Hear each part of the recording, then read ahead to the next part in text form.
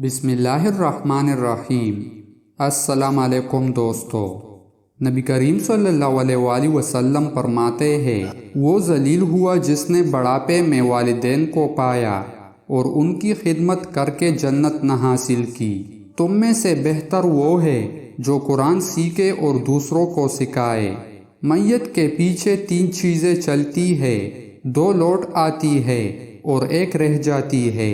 اس کے پیچھے اس کے گھر والے، اس کا مال اور اس کا عمل چلتے ہیں۔ گھر والے اور مال لوٹ آتے ہیں مگر عمل ساتھ رہ جاتا ہے۔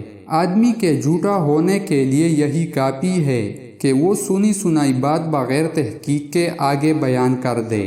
دنیا مومن کا قید خانہ ہے اور کافر کی جنت۔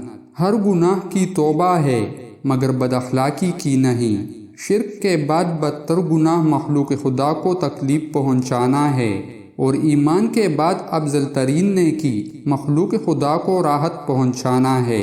دنیا کی محبت ہر خطا کی جڑ ہے۔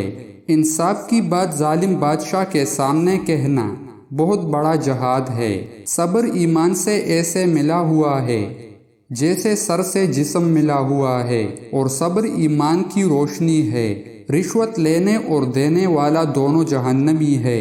جس شخص نے حلال طریقے سے روزی تلاش کی اور لوگوں کے سامنے ہاتھ پھیلانے سے روکا، اپنے بچوں کی معاش کے لیے تگ و دو کی اور اپنے ہمسایہ سے لطف و عنایت سے پیش آیا، تو اللہ تعالیٰ اس سے اس شان سے ملاقات کرے گا کہ اس شخص کا چہرہ 14ویں کے چاند کی طرح چمک رہا ہوگا۔